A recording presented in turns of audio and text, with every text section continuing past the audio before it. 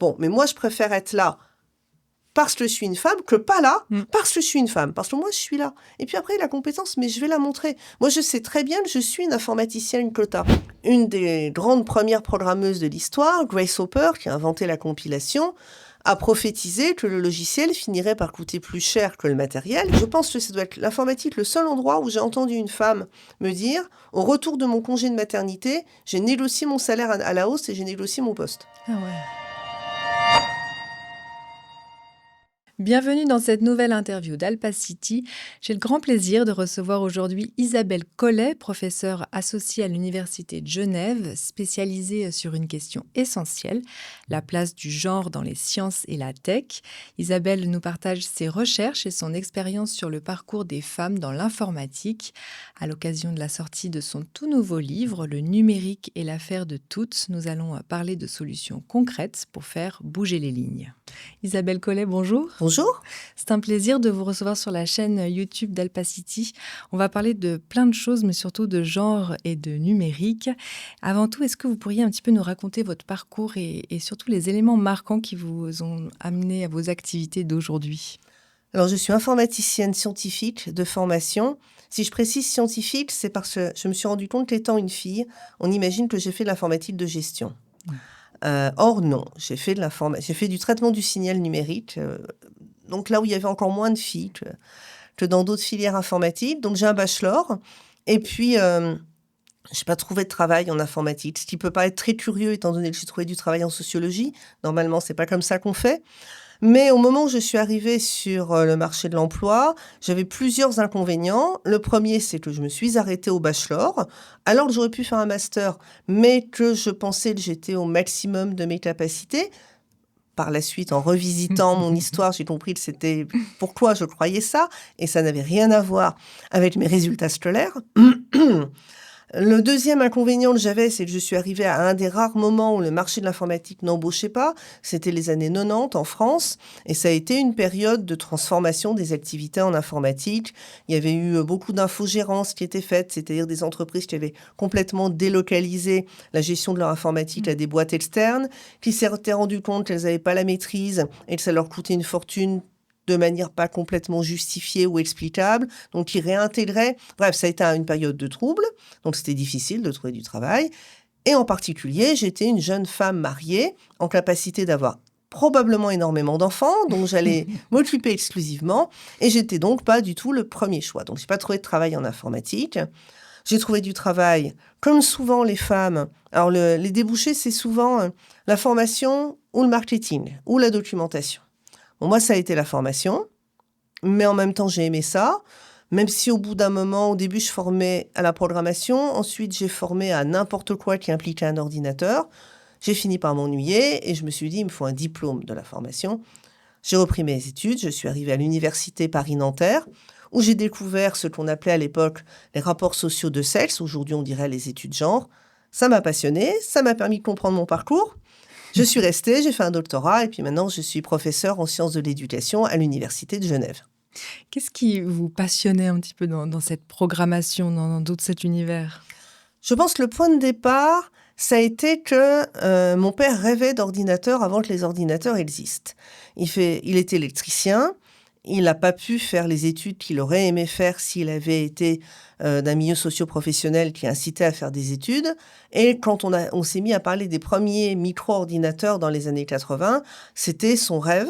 Et il a pu bénéficier par la formation interne de son entreprise de formation à la programmation. Et de toute façon, dans ma famille, la science, c'était important. Ma mère aurait voulu faire des études de sciences qu'elle n'a pas pu faire parce qu'elle était une fille. Mon père aurait voulu faire des études longues en sciences. Ma sœur est ingénieure, donc la science, on aimait ça. Je pense que ma littérature préférée à l'époque et aujourd'hui, c'est la science-fiction et ça reste la science-fiction. Et quand mon père a eu un ordinateur, il m'a proposé de programmer avec lui. La question est, s'il avait eu un fils, est-ce qu'il m'aurait proposé à moi ? Mais on était deux sœurs. Ma sœur était déjà partie faire ses études, donc il m'a proposé. Moi, j'avais envie de faire un truc avec mon père. Un truc scientifique, ça me convenait bien. Et donc, il m'a appris à programmer quand j'avais 14 ans. Et pour moi, c'était facile, c'était ludique. Donc, j'ai commencé à cocher un certain nombre de cases de la geek. Donc, je programmais, je lisais de la science-fiction. Après, j'ai fait du jeu de rôle. J'ai tout coché.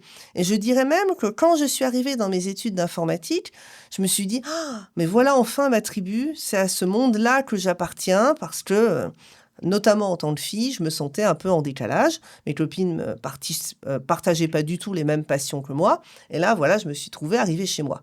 Donc, ce qui veut bien dire que quand j'ai quitté, parce que j'ai pas trouvé de travail, c'est pas parce que j'aimais plus, ou parce que je me suis dit, c'est pas pour moi, ou je me suis trompée de voie. Mmh. Non, j'aimais bien. C'est plutôt l'informatique qui m'a recraché en route, qui a pas voulu de moi à ce moment-là. Alors justement, cette histoire, elle est intéressante de l'informatique puisque, les femmes, y ont été un moment. Ensuite, il y a eu plusieurs, bouleversements jusqu'à arriver, finalement à je crois que vous disiez 15 À peu de près, ouais. femmes dans le numérique de manière, générale. Est-ce que vous pourriez nous raconter un petit peu dans les grandes lignes ces grands mouvements, de genre dans l'informatique?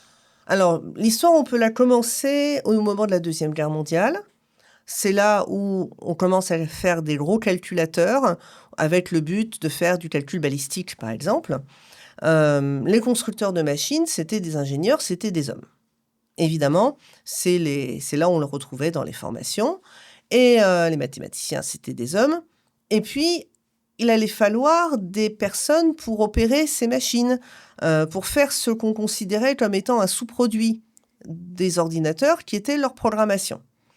Et il y avait déjà des calculatrices, je veux dire par là des femmes qui faisaient des calculs à la main, et il a semblé logique que ces machines allaient être programmées par ces calculatrices qui allaient utiliser les ordinateurs.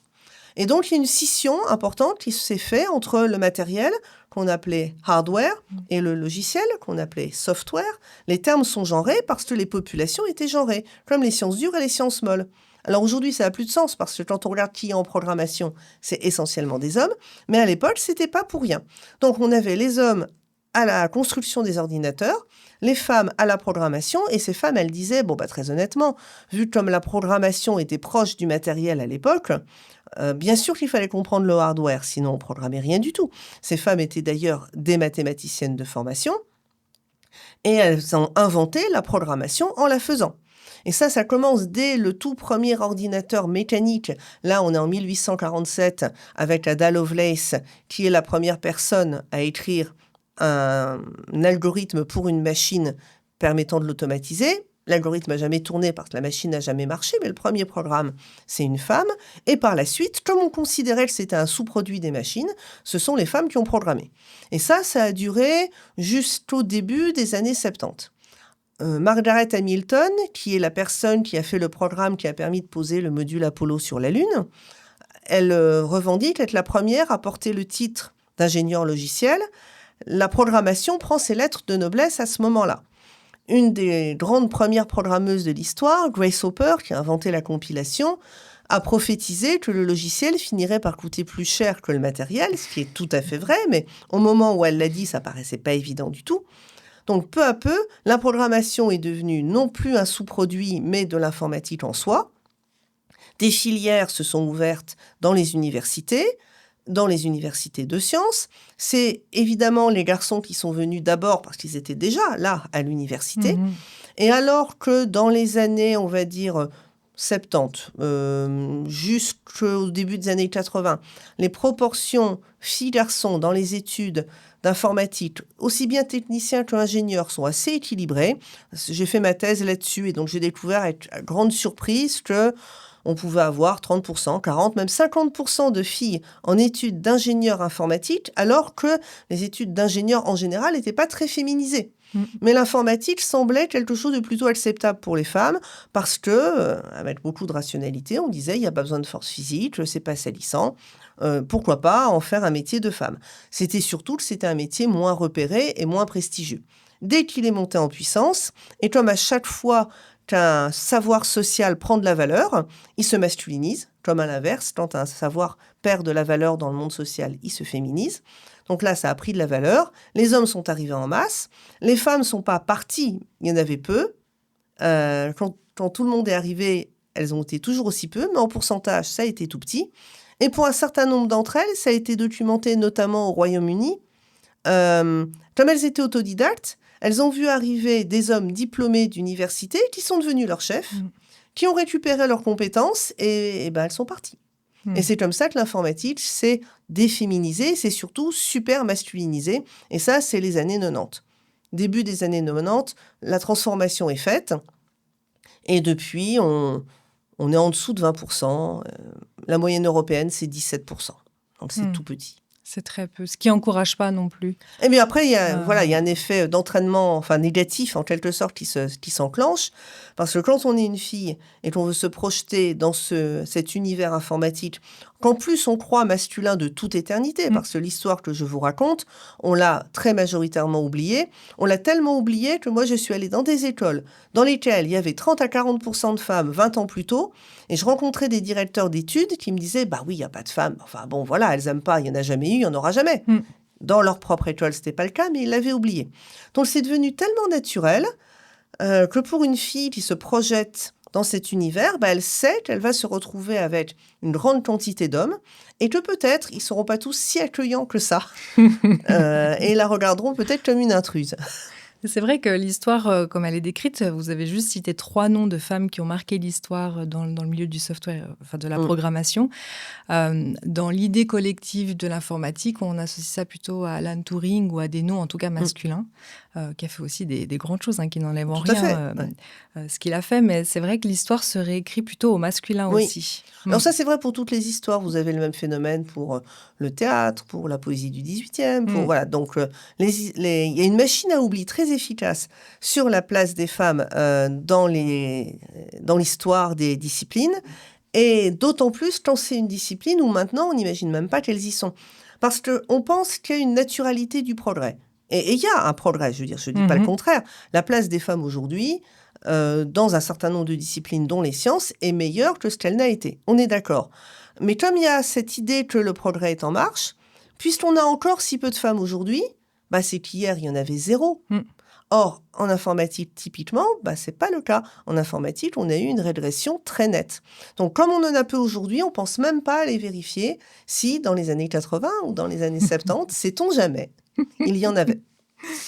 Du coup, le fait que l'informatique soit masculinisée, ça pose aussi, ça a des conséquences sur tout plein de choses, notamment sur, par exemple, le code. On pense souvent, on a une croyance que le code est neutre, alors qu'il est programmé plutôt par des individus de genre masculin. Quelles sont un petit peu ces questions autour du code et puis surtout sur du long terme et de manière très fine?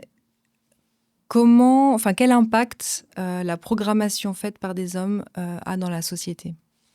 C'est assez facile de comprendre que un champ de savoir, une discipline aussi importante que l'informatique, que la transition numérique actuellement, qui se fait essentiellement par un groupe d'hommes blancs de milieux socio-professionnels supérieurs, elle est conçue, paramétrée, installée, maintenue par cette population très homogène. Quelle que soit leur bonne volonté, ils n'ont pas une expérience de la totalité du monde. En présupposant qu'ils sont de bonne volonté, ce qui n'est pas le cas de tous les représentants des GAFAM en particulier. Mais de toute façon, ils ne peuvent pas avoir une conscience de la totalité des possibilités du monde. Donc évidemment, il y a tous des pans de la société qui leur échappent ou auxquels ils ne pensent pas. Alors, un des éléments les plus emblématiques, ça a été quand les téléphones portables se sont mis à avoir des applications qui monitoraient notre santé. Alors le poids, la taille, pourtant la taille ça ne change pas souvent quand on est adulte, mais enfin on pouvait mettre la taille, le nombre de pas par jour, enfin des tas de choses, et pas les cycles menstruels. Parce que les développeurs, les cycles menstruels, ça ne les concernait pas. Et puis quand ils y pensaient, c'était un peu répugnant. Donc de toute façon, on n'allait pas le faire. Alors que globalement, la moitié des personnes utilisant ces téléphones, ça pouvait les intéresser. Et donc, ils n'y avaient juste pas pensé. Et ils ne l'avaient pas écarté exprès, ils n'y avaient juste pas pensé.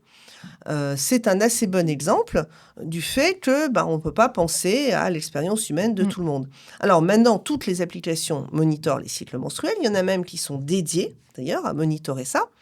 Et c'est là qu'on voit comment les choses se retournent. C'est-à-dire que des fois, les femmes sont oubliées dans les données. Et quand on pense à elles, ce n'est pas toujours pour leur bien. Parce que... Au Royaume-Uni, une de ces applications a été utilisée pour incriminer une femme qui avait avorté hors délai. Et donc, on a récupéré les données de son application de monitoring de ses cycles menstruels pour prouver que l'avortement qu'elle avait fait était hors délai par rapport au moment de conception. Alors, ça a fait scandale. De même, Google avait promis qu'il allait effacer les données qui géolocalisaient les femmes qui allaient dans des centres d'avortement ou qui se renseignaient sur Internet sur des centres d'avortement aux États-Unis, notamment dans les États où c'est devenu illégaux. Bon, il a été montré que Google n'avait pas du tout effacé ces données. Ces données existent. Donc, d'un certain côté, on oublie de considérer les femmes dans les données, et dans un autre côté, quand on les considère, c'est parfois pour contrôler leur corps et leur vie. Donc, c'est effectivement ce code... Si le langage de programmation, lui, il est ni bon ni mauvais, en soi, ce qu'on en fait et ce qu'on programme, évidemment, a un impact. Qu'est-ce que ça apporterait de positif dans ce traitement du code? Donc, il y a les applications, mais aussi dans la manière de co-construire en fait le programme. Est-ce que, j'imagine, on code, enfin, entre les hommes et les femmes, il y a des différences qui sont assez réelles, mais est-ce qu'on peut... Alors, on s'est longtemps demandé si les hommes et les femmes codaient pareil ou pas pareil. En gros, ils codent pareil. La question, elle n'est pas là. Mais en même temps, il y a une telle sursélection des femmes, c'est-à-dire les codeurs hommes sont bien plus variés que les codeuses. Parce que le chat de l'aiguille est tellement étroit que pour pouvoir entrer dans ce milieu, il faut cocher. Alors moi, je l'ai coché, vous voyez, ces cases, par exemple. Et c'est pour ça qu'il y a des gens qui me disent « Oui, mais de toute façon, je vois pas le problème, il y a des filles qui codent. » Ah oui, bien sûr, je sais bien qu'il y a des filles qui codent. 5%. Enfin, un tout petit pourcent. On ne peut pas s'offrir cette même variété. Mais on n'arrive pas à avoir vraiment des traits caractéristiques de comment codent les hommes et les femmes. Par contre, il y a gros à parier que les femmes seraient sensibles à un certain nombre de thématiques qui les concernent plus directement. Ça, c'est une première chose. Et de toute façon, l'autre chose qu'il faudrait faire, c'est plus de variété dans les personnes qui se mêlent de développer des logiciels qui vont gérer une partie de la vie sociale. En particulier, si on parle d'IA, avoir pas que des informaticiens, mais aussi des personnes qui viennent des sciences sociales et qui réfléchissent à quel va être l'impact de ces logiciels dans la vie, ça semble être une excellente idée.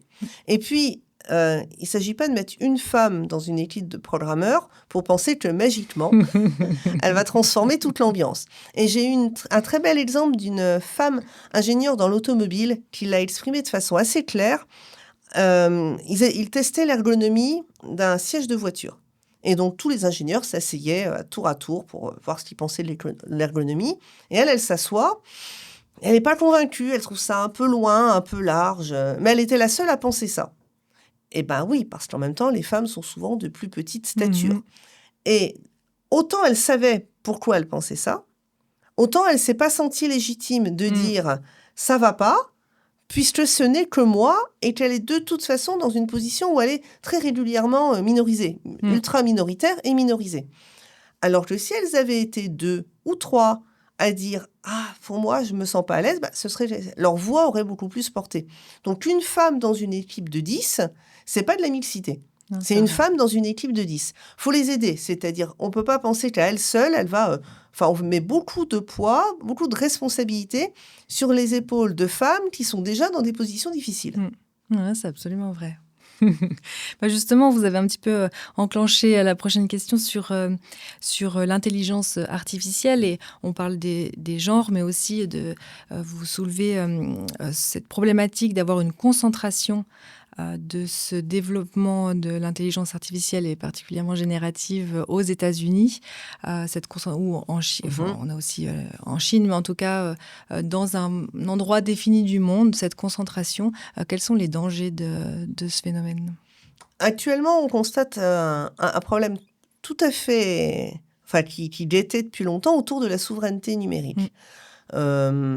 La question était de savoir, est-ce qu'on aurait un cloud en Suisse? Est-ce qu'il y aura un cloud européen? Ou est-ce qu'on va sur les gros clouds qui existent déjà, le cloud de Microsoft, par exemple? Et globalement, on a beaucoup fait le choix d'embarquer sur le cloud de Microsoft, ce qui coûte cher. Enfin, c'est pas parce qu'il est déjà installé que Microsoft nous le prête gratuitement, évidemment. Avec l'assurance que les données resteraient en Europe, ou resteraient en Suisse, protégées par la loi de protection des données européenne ou suisse, qui est quelque chose qui protège effectivement très bien. Depuis les derniers changements de politique américaine, on ne peut plus avoir absolument la garantie que nos données resteront sous la loi européenne ou sous la loi suisse. Il peut y avoir des injonctions pour réaspirer les données aux États-Unis. Avoir la maîtrise de ces données, qui les a pas, qui y a accès, qui peut les modifier, c'est absolument fondamental. Cette concentration qu'on a aux États-Unis, alors évidemment, tant qu'on pensait que les États-Unis, c'était le pilier de la démocratie, on avait confiance, mais le vent a tourné, et je ne confierai pas plus mes données à Trump qu'à Poutine, hein. Pour le coup, on est quand même assez sérieusement encadré, et cette concentration pose souci. Et puis pose souci aussi, j'ai vu une démonstration assez claire, assez manifeste, sur le fait que la plupart des données sont occidentales. Anglo-saxonnes, mais occidentales. Une photo d'un rayonnage dans un magasin, dans une épicerie. Vous prenez une photo à la Migros, l'intelligence artificielle reconnaît tous les produits. Vous prenez une photo d'une supérette dans les pays du Sud, l'intelligence artificielle n'a aucune idée de ce qu'elle est en train de voir. Parce qu'elle n'a pas suffisamment de données des pays du Sud pour pouvoir être performante. Ouais, c'est fou, on manque de diversité même dans les données oui. de l'intelligence artificielle. Là, j'ai envie de faire appel un petit peu à vos premiers amours, donc la programmation, et connaître un petit peu votre réaction quand on a eu la sortie il y a quelques années de l'intelligence artificielle générative et puis un petit peu ChatGPT et d'autres. Qu'est-ce que vous avez ressenti? Est-ce que vous avez eu l'effet waouh ou comment ça s'est passé? Alors, j'ai eu l'effet waouh, hein, c'est clair. Au début, j'ai trouvé ça... Et je trouve toujours ça bluffant. Hein.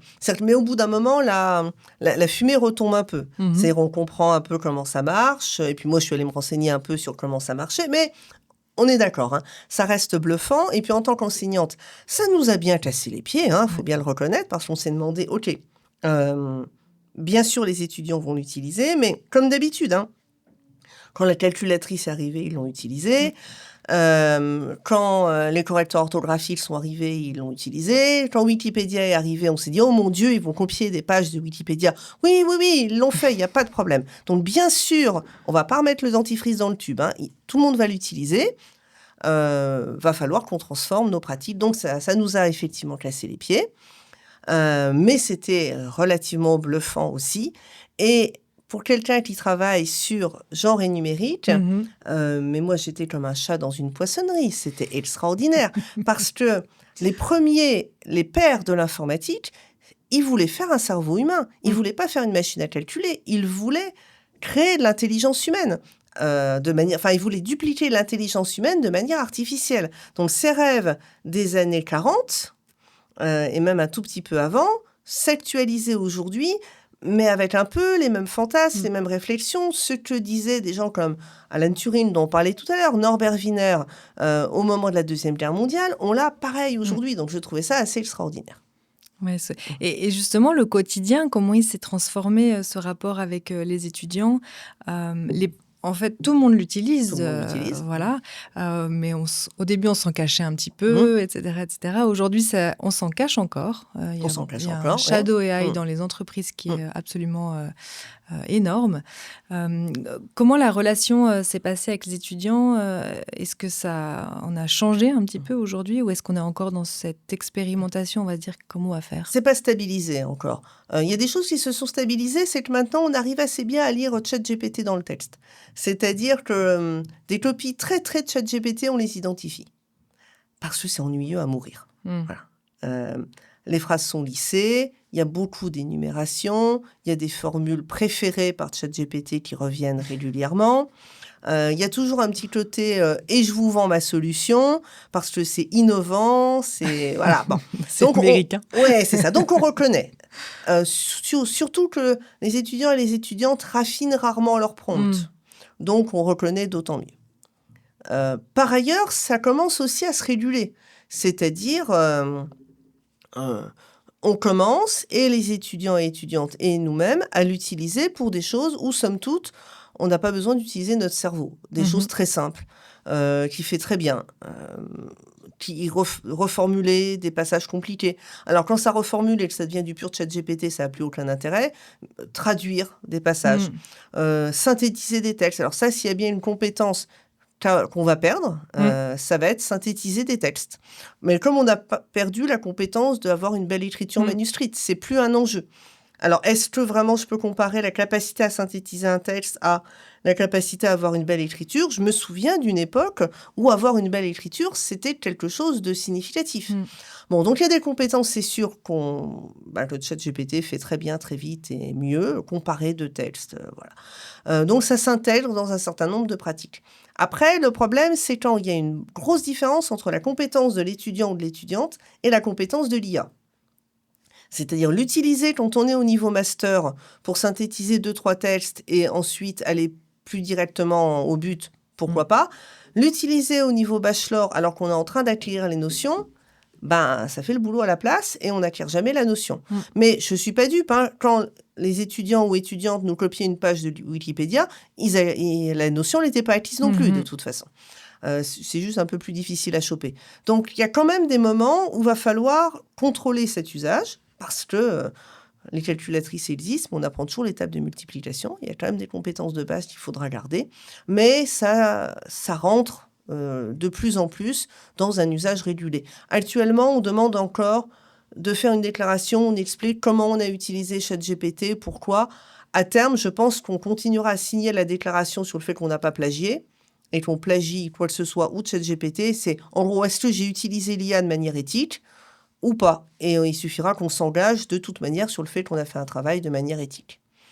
Par contre, évidemment, la meilleure solution, quand j'ai un doute sur l'authenticité de la copie, faire une interrogation orale avec l'étudiant ou l'étudiante est assez explicite. Mais quand j'ai 120 étudiants et étudiantes, manque de temps. C'est pas possible. C'est juste pas possible. Donc, je convoque ceux ou celles où j'ai des doutes. Tant qu'il y en a une poignée, ça va, mais je ne pourrais pas faire une interrogation orale à 120 étudiants. Vous parliez tout à l'heure de prompt et puis du fait qu'on arrive à voir aujourd'hui si c'est écrit par ChatGPT. Pour utiliser souvent Gemini, ChatGPT et d'autres, quand on commence à lui donner un style vraiment particulier, qu'on lui donne des écrits que nous, on aurait fait, même maintenant l'écriture, à part ça, il l'imite très très bien, on arrive quand même vers une IA qui commence à imiter l'imperfection humaine, en ayant vraiment, donc, du coup, cette co-création ou collaboration. Est-ce que les étudiants vont aussi arriver à avoir ce dialogue, en fait, avec la machine ? Alors, pour l'instant, la plupart Alors, déjà, on a plus de triche à l'ancienne qu'avant. À l'ancienne ? Qu'est-ce qu'une triche à l'ancienne ? Copier sur la copie du voisin. Ah, d'accord. C'est-à-dire que ça a motivé une espèce d'envie de tricher, probablement, mais qui ne se réalise pas toujours avec les outils modernes. De toute façon, les étudiants qui trichent bien en travaillant beaucoup, on ne les chopait pas avant, on ne les chopera pas après. Faut être lucide là-dessus. Mais il y a beaucoup de triches qui sont assez basiques. Moi, je me souviens toujours de cette étudiante où j'ai commencé à lire la copie et je me dis, tiens, c'est curieux. J'ai l'impression d'avoir déjà lu ça quelque part. Je le mets dans le détecteur de plagiat et le détecteur me répond Isabelle Collet 2022, 70%. Ah bah oui, ça fait beaucoup quand même. Voilà. Comment ça a pu se produire un truc ? À quel moment elle a pensé que c'était une bonne idée ? Bon, quand on utilise ChatGPT de cette façon aussi basique, oui, on arrive à le voir, quoi. Ouais, mais ChatGPT, c'est pas forcément un synonyme de triche. On peut faire des choses beaucoup plus malines avec ChatGPT que simplement tricher, bien sûr. C'était mon point. C'est-à-dire comment maintenant on a cet outil merveilleux entre les mains. Et ça aide aussi des populations qui ont peut-être moins accès au savoir, à la connaissance, ou en tout cas un entourage qui permet de faire des études. Comment on change un peu ce système scolaire ? C'est peut-être aussi l'opportunité de réinventer quelque chose et de passer sur un autre niveau. Je ne sais pas, peut-être que c'est un peu utopique. Je ne suis pas convaincue. Ce que je dis parfois et qui, des fois... frotte un peu auprès des enseignants et des enseignantes, c'est quand je dis que ChatGPT a permis une égalité indésirable par le bas au niveau des classes sociales. C'est-à-dire qu'on savait très bien que quand on donnait des devoirs à la maison, et notamment des devoirs notés à la maison, en termes de classe sociale, c'était ce qu'on avait de plus injuste.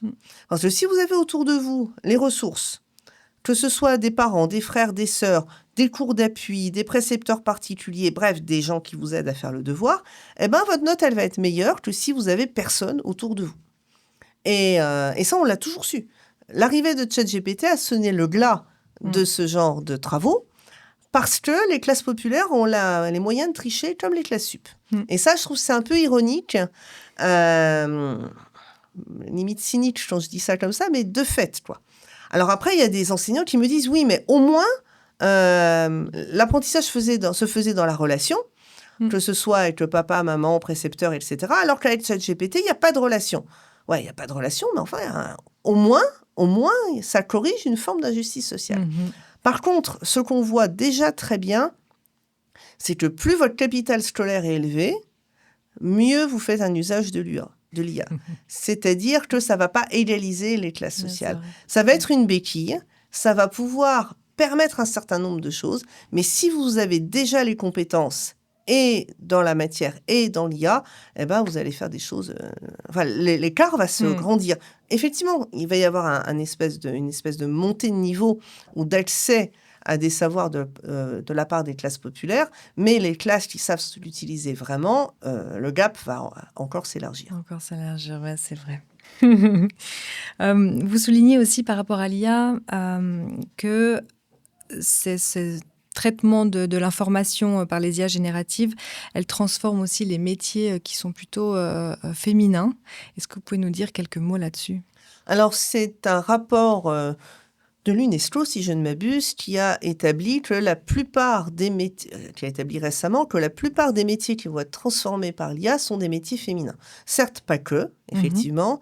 Les métiers de programmeurs de base sont nettement mis en danger par l'arrivée de l'IA. Pas les métiers de programmeurs de haut niveau, hein, ça, de toute façon, pour l'instant, c'est bon. Mais beaucoup de métiers féminins ou très féminisés. Mais aussi...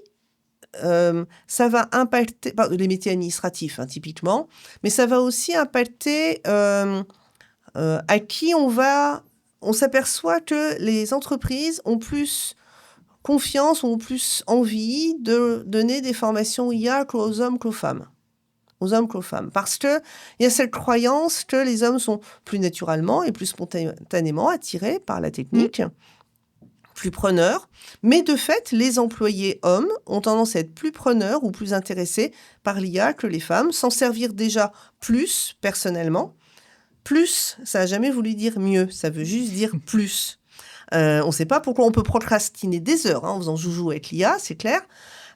Et donc, cette croyance que parce que c'est de la technique, les hommes seraient plus preneurs, plus compétents, peut aussi agrandir ces écarts de compétences, y compris après dans des métiers où on se dirait mais pourquoi l'IA va se mêler de ça typiquement les métiers de l'éducation. On se dit les métiers de l'éducation, on voit bien en quoi l'IA peut aider, mais remplacer, c'est pas sérieux. On rêve de remplacer des profs par des machines depuis l'arrivée de la radio. On s'est dit, on va mettre la radio en classe, il va y avoir un prof qui va donner le cours, tous les élèves du pays vont écouter le même cours, et ça n'a pas marché. Ensuite, on l'a fait avec la télé, ça n'a pas marché. Ensuite, on l'a fait avec les MOOC, ça n'a pas marché. Finalement, ce qui marche le mieux, c'est une personne en vrai, en présence, devant des élèves. OK. Mais là, avec l'intelligence artificielle, combinée à une pénurie importante d'enseignants et d'enseignantes, on se remet à se dire...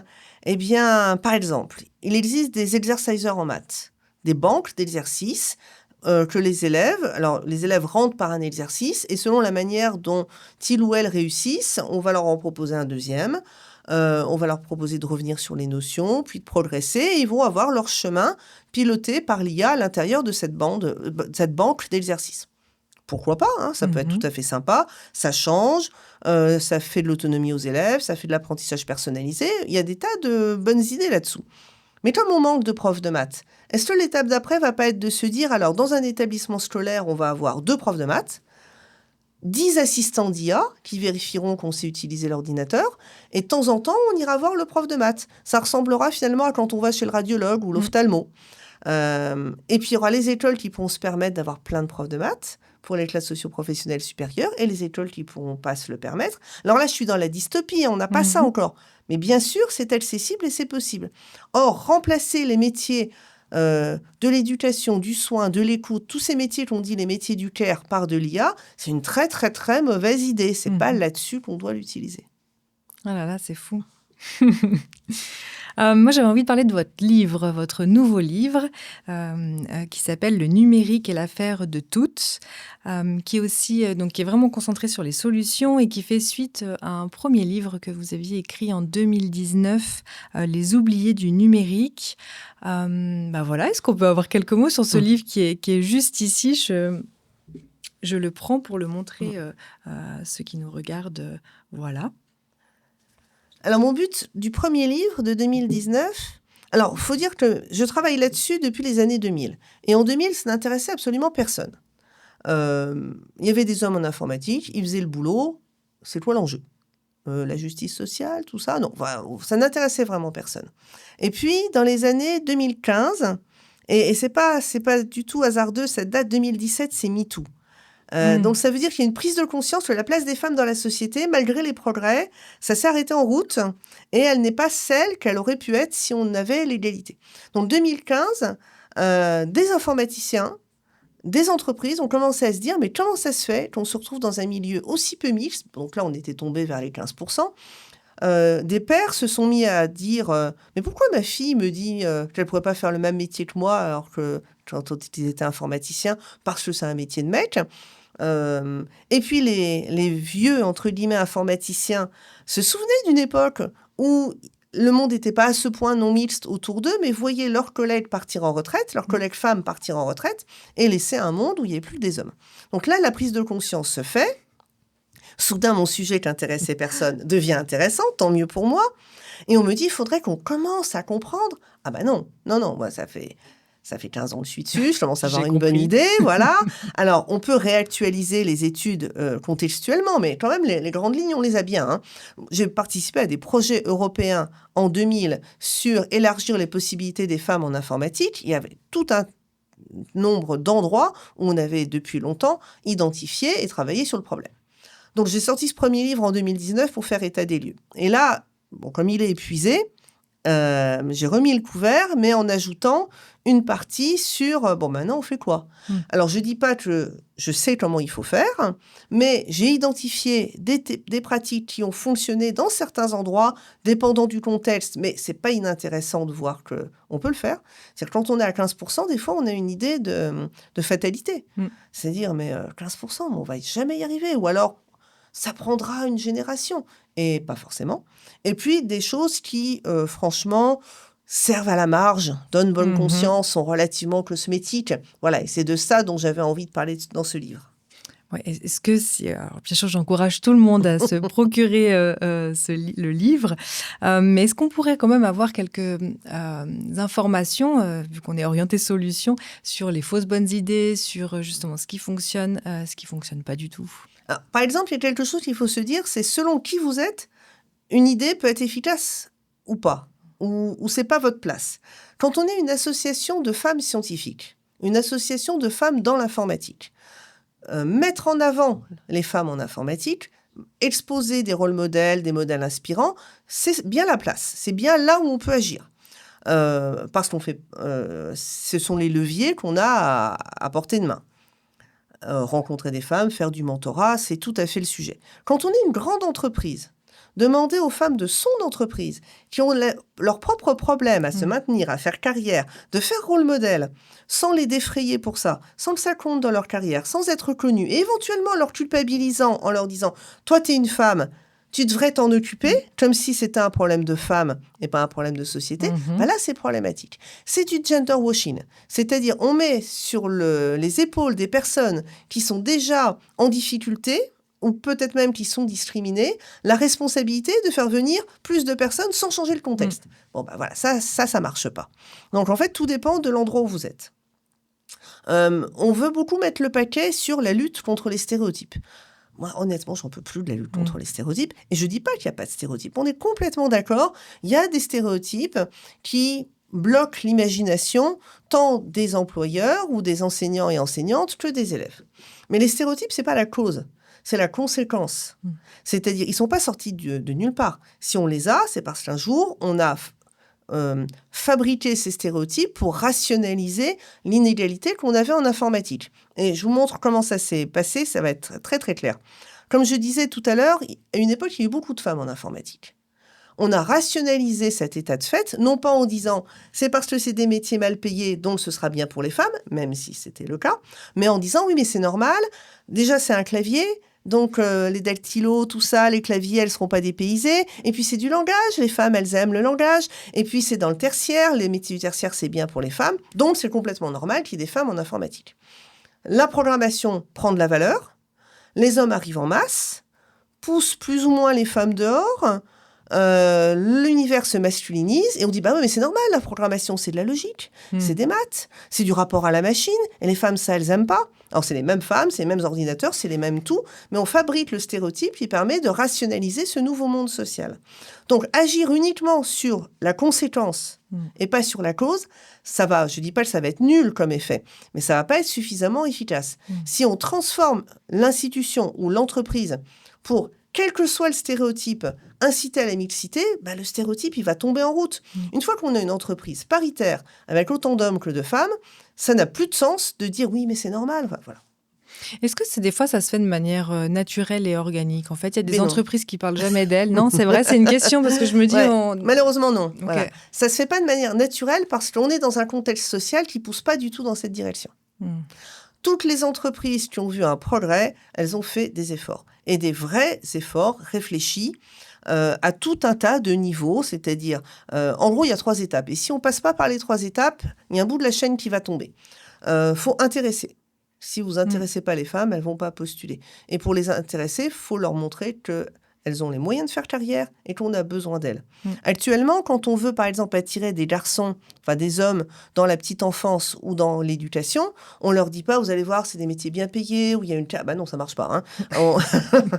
On leur dit, cet univers a besoin de vous parce qu'on a besoin de mixité.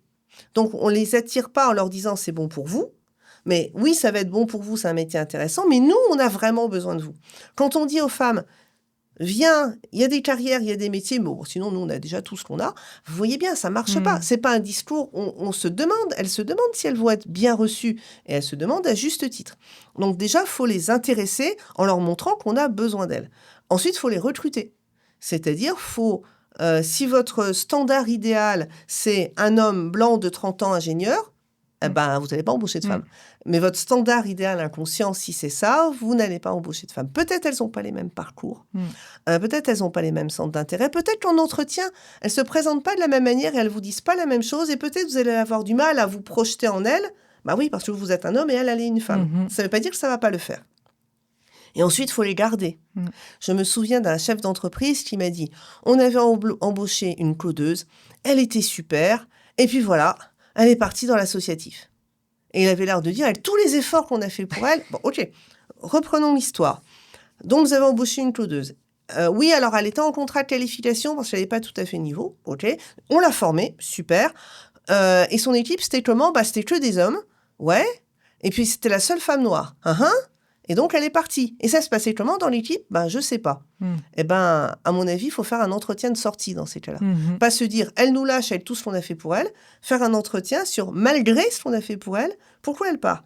Et peut-être, le fait d'être une seule femme noire dans une équipe de 10 codeurs qui, en plus, voit qu'on fait des efforts pour elle, peut-être ça ne s'est pas si bien passé que ça. Donc, il faut les garder. Et ces 3 étapes-là, c'est ce qui fait que ça ne se passe pas spontanément, ça ne se passe pas naturellement, c'est toujours un travail. Parce qu'on est sur des taux très très bas. On serait sur 30% plus ou moins. Ça pourrait marcher. Ouais. Voilà. La barrière, la bascule, on considère que c'est 30%. Alors, on n'a pas de vraies études complètement établies qui prouvent que c'est 30%, mais on arrive à montrer que moins, ce n'est pas suffisant pour changer les choses, et qu'à partir d'un certain nombre, en fait, ce nombre est obtenu parce qu'il y a une prise de conscience globale de l'entreprise, du fait que les choses se transforment. Donc apparemment, 30%, c'est le moment où les femmes n'auront en tout cas plus le sentiment d'être isolées et où leur voix peut être relayée suffisamment. Il y avait aussi, j'avais entendu, je crois que c'était à l'EPFL, qu'ils avaient mis en place des classes dédiées aux femmes. J'avais la sensation que c'était une bonne idée, mais en même temps, il y avait quelque chose qui me gênait derrière ça. Quel est votre point de vue là-dessus? Est-ce que ça fonctionne? Alors c'est normal que ça gêne parce qu'on aimerait ne pas en avoir besoin. Enfin, on se dit, mais comment aujourd'hui on a encore besoin de mettre les femmes entre elles pour réussir? Donc c'est ça qui gêne. On aimerait ne pas. Bon, après, il faut être pragmatique. Le fait de faire une classe non mixte prouve déjà aux femmes qu'elles sont suffisamment nombreuses pour faire une classe. Parce que si vous en avez 20 et 180 garçons, elles pensent qu'elles sont seules. Parce qu'elles sont 20, noyées dans 180 garçons. Si vous faites un espace non mixte, alors certes, elles ont bien compris qu'elles n'étaient pas beaucoup, mais elles ne sont pas une. Donc ça, c'est déjà ça. Si vous annoncez qu'il y aura une classe non mixte, elles savent d'entrée de jeu qu'elles ne seront pas isolées. L'enfer pavé de bonnes intentions, c'est qu'une école d'ingénieurs m'a dit « Alors, on n'a pas beaucoup de filles, mais on a fait bien attention que tous les groupes soient mixtes. » Ok, donc vous les avez éparpillées, et déjà que c'est pas facile pour elles, vous les avez toutes isolées. Et puis à la fin, il y a des groupes de garçons qui n'avaient pas de filles parce qu'il n'y en avait pas assez, qui disaient « Ouais, nous, on veut notre fille !» Et ça aussi, ça met mal à l'aise. C'est pas terrible comme ambiance. Donc, les mettre toutes ensemble, c'est pas parce que c'est des pauvres choses à protéger, ça leur permet de montrer qu'elles sont pas seules et qu'elles sont pas isolées. Et que peut-être plus tard, elles iront dans un monde où il y aura essentiellement des hommes, mais qu'elles ne sont pas une. Deuxièmement, elles ont un faible sentiment de compétence appris. Elles ont un sentiment qu'elles ne sont pas à leur place et elles ont de bonnes raisons de le penser. Je veux dire, du jardin d'enfants à l'université, elles sont bombardées de signaux qui leur expliquent que l'informatique, c'est pas pour elles et que l'informatique, c'est pour les garçons. Et les garçons eux-mêmes sont bombardés de signaux qui leur disent si vous avez des filles, elles n'ont rien à faire là. Donc bien sûr, c'est compliqué pour elles, c'est-à-dire tout le monde rencontre des échecs. Pour certaines personnes, c'est voilà, c'est un échec, ça arrive et puis on repart. Et pour d'autres, c'est la révélation que vous n'êtes pas à votre place. Bon, quand il n'y a personne pour vous le mettre sous le nez, quand il n'y a personne pour mettre en doute votre place, c'est quand même plus simple. Moi, j'ai fait des enquêtes dans les hautes écoles romandes en informatique où il y avait des filles qui disaient... il y a de temps en temps, il y a un garçon qui vient nous dire « Ah ouais, donc pour avoir un 6, j'ai compris, il suffit d'être une fille. » Donc un mauvais joueur, parce que lui, il n'a pas le 6, sinon il n'aurait rien dit. Et donc, il expulse sa frustration. Si ça se trouve, il ne le croit même pas. Hein. Il expulse sa frustration avec ce genre de phrase. Oui, ça continue à saper votre sentiment de compétence. Donc, ces classes non mixtes permettent de mettre le pied à l'étrier en informatique, dans un domaine où on sait qu'on sera minoritaire, mais au moins, on peut faire ses preuves. Et puis après, on peut mixer peu à peu, une fois que ce sera conforté. Mais pour le point de départ, c'est plutôt une bonne idée. Ah, c'est génial. Merci pour cette explication. Et puis, alors, je suis lancée. Oui. Ça ressemble. La non-mixité, c'est une forme de quota. Et donc, quand on parle non-mixité, l'étape d'après, c'est de se demander les quotas, est-ce que c'est bien, est-ce que c'est pas bien Et les quotas, c'est comme la non-mixité, c'est dérangeant, et pour les hommes et pour les femmes. C'est dérangeant pour les femmes parce qu'elles disent « Moi, je veux être là pour ma compétence, là parce que je suis une femme. » Évidemment. Bon, mais moi, je préfère être là parce que je suis une femme que pas là parce que je suis une femme. Parce que moi, je suis là. Et puis après, la compétence, mais je vais la montrer. Moi, je sais très bien que je suis une informaticienne quota. C'est-à-dire que dans ma licence... Parmi tous les dossiers de gens qui voulaient entrer dans la licence, le directeur de la licence s'est dit ce serait pas mal qu'il y ait quand même des femmes. Et donc, il est allé piocher les dossiers valables qui étaient des femmes. Parce que de toute façon, les dossiers pas valables, personne n'en veut. Donc, le quota, c'est ça, c'est donner un coup de pouce au final pour des gens qui méritent d'être là, mais qui ont eu tellement d'obstacles. Et oui, ils sont pas ultra brillants peut-être, mais ils méritent tout à fait d'être là. Et là, maintenant, ces personnes vont faire leurs preuves. C'est ça, le quota. C'est une politique de rattrapage. Et donc, ça marche. Et c'est pas cher. Parce que c'est pas très compliqué à faire. Oui. Bon, après, il y a toujours l'exemple que... en société que les gens sortent. Je sais que vous vivez en ce moment entre Genève et Montréal. Quelle chance. Absolument. Est-ce que vous avez une perception d'une différence justement sur ces questions de genre dans l'informatique ? Est-ce que c'est quelque chose de très occidental finalement, ou ils sont un petit peu plus déjà, pas évolués, mais avancés à Montréal ? Alors, Montréal est plus avancé sur les questions d'égalité homme-femme que la Suisse ou la France. En informatique, ça ne se voit pas. C'est-à-dire, oui, c'est un problème occidental. Les pourcentages que j'ai donnés tout à l'heure, en gros, entre 15 et 20%, c'est des pourcentages occidentaux, Europe de l'Ouest, Amérique du Nord, Australie, Japon. Japon, c'est encore un peu pire. Enfin voilà, c'est vraiment un problème occidental. Il y a quelque chose de particulièrement masculin qui s'est construit à l'origine de l'informatique, celle qui s'est construite en Occident, qui rend les choses très masculines. Par contre, la différence que je remarque, c'est un enthousiasme ou une envie de tester l'IA plus spontanée. On appelle ça un technojovialisme, j'aime beaucoup le terme.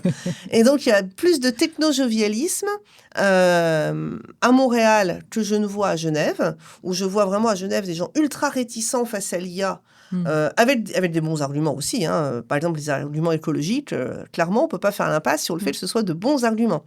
Des arguments paranoïaques, des arguments de valeur des savoirs, enfin toutes sortes d'arguments, mais beaucoup plus de méfiance qu'au Québec, où il y a cette espèce d'enthousiasme à essayer pour voir si ça marche.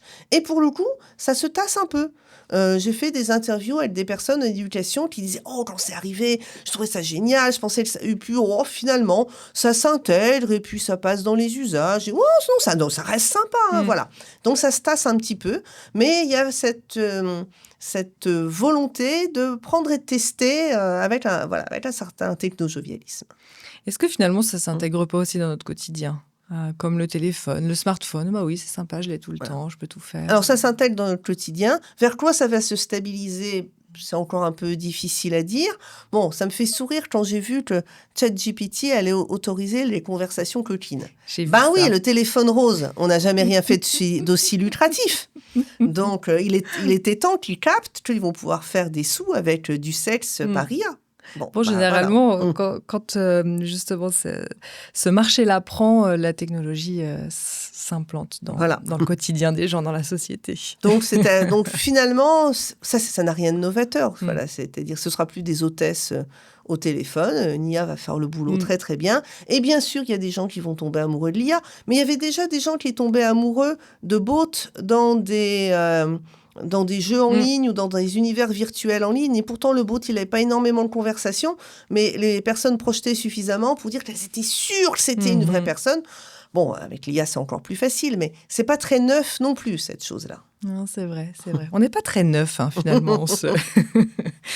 On arrive à la fin de cette interview. J'avais envie de vous demander si une jeune femme aujourd'hui veut travailler dans les métiers de l'informatique, du numérique, de l'intelligence artificielle. Qu'est-ce que vous lui dites ? Alors, les salaires sont bons, il y a de la carrière. Et si elle veut transformer le monde, et quand les filles sont petites, souvent elles veulent être fées princesses pour transformer le monde. C'est une carrière très très étroite. Il n'y a pas beaucoup de postes, mais par contre on peut transformer le monde. Et pour le coup, l'IA a vraiment besoin qu'on s'en occupe. Parce que moi, j'ai pas envie qu'on laisse cette transition numérique aux mains de cette population ultra homogène. Donc il y a vraiment un créneau où on a besoin de plus de diversité, et notamment de celle que peut apporter les femmes. Donc c'est à la fois un endroit où il y aura des carrières, des salaires et des places à prendre, même si effectivement le monde n'est pas tout simple, le monde de l'informatique n'est pas tout simple parce que les femmes sont minoritaires. Bienvenue dans une société où il y a du sexisme partout, y compris en médecine. Je veux dire, médecine, les femmes sont majoritaires, le sexisme le plus crasse, il reste toujours encore en activité dans ce genre de lieu. Donc c'est pas une raison. Il y a des places à prendre. Comparer les femmes, je pense que ça doit être l'informatique le seul endroit où j'ai entendu une femme me dire « Au retour de mon congé de maternité, j'ai négocié mon salaire à la hausse et j'ai négocié mon poste. » Ah ouais. Voilà. Alors effectivement, comparé aux hommes du métier, c'est peut-être pas si simple, mais comparé à d'autres femmes sur d'autres postes, c'est plutôt pas mal. La chose dont il faut se méfier, c'est au moment de l'entretien d'embauche, puisqu'il y a de la demande et il y a de l'attente, ces demandes, au lieu d'attendre avec inquiétude pour voir si la personne va oser poser l'infâme question accessoirement illégale, est-ce que vous comptez avoir des enfants, d'être proactive et dire, qu'est-ce que vous faites pour les carrières des femmes dans l'entreprise ? Qu'est-ce que vous faites pour la relève féminine ? Et si là, la personne en face de vous dit mauvais signe. Ouais. S'il n'est même pas capable de produire une réponse, mauvais signe. N'allez pas dans les entreprises toxiques. N'allez pas dans les entreprises qui pensent que l'égalité est là et qu'il n'y aura pas de problème. Si on est capable de vous formuler une réponse, ça vous fait la porte d'entrée aussi pour pouvoir évoluer dans cette entreprise. Absolument. C'est une réponse, je trouve, qui va vers de l'avant, en fait, qui est très solutionniste, voilà, Ouais. comme votre livre. Et puis, enfin, là, on se plonge dans la science-fiction, mais pas Allons-y. vraiment, parce que j'ai mis un temps sur 5 ans. Qu'est-ce que, dans 5 ans, quel progrès vous aimeriez voir? Enfin, comment la société devrait s'organiser avec un bon film de science-fiction qui finit bien? Alors, 5 ans, c'est déjà hyper long, en fait. Ok. Parce qu'il y a 2 ans, je faisais des réponses ultra optimistes. Mhm. Je faisais des réponses où je disais, ça y est, on a pris conscience de cette inégalité dans le numérique, on a pris conscience des biais algorithmiques et que ça provoque même des oppressions algorithmiques, on le prend en main. J'ai jamais vu un progrès féministe aller aussi vite, c'est la grosse fête. Bon, entre-temps, il y a eu Trump. Mhm. Et le fait qu'il a fait marche arrière sur les politiques d'égalité et qu'il veut, même dans son délire masculomaniaque, aligner tout le monde sur ses principes avec des gens comme Zuckerberg qui trouvent qu'il n'y a pas assez d'énergie masculine dans le monde de la technique. Ah, c'est vrai qu'avec 82%, on est un peu juste, hein, voilà. Donc malheureusement, maintenant, quand je réponds à ça, je dis, si dans 5 ans, on aura tenu nos acquis, Mhm. bah, ça sera déjà pas mal. Et donc, il va falloir les tenir. Il va falloir être absolument vigilant et vigilante, bah, déjà sur la sécurité de nos données, sur notre souveraineté numérique, sur qui possède l'IA et qui peut s'en servir. Minimalement, il va falloir tenir ça. Et si dans 5 ans, on est passé outre, on a tenu et on peut de nouveau aller de l'avant, bah, ce sera déjà pas mal. Isabelle Collet, merci infiniment. Merci beaucoup. Je rappelle que je mettrai le lien pour pouvoir se procurer votre livre. Je vous souhaite une très belle journée et puis je crois que vous retournez bientôt à Montréal. Donc, Dans 10 jours. Très bon voyage. Merci beaucoup.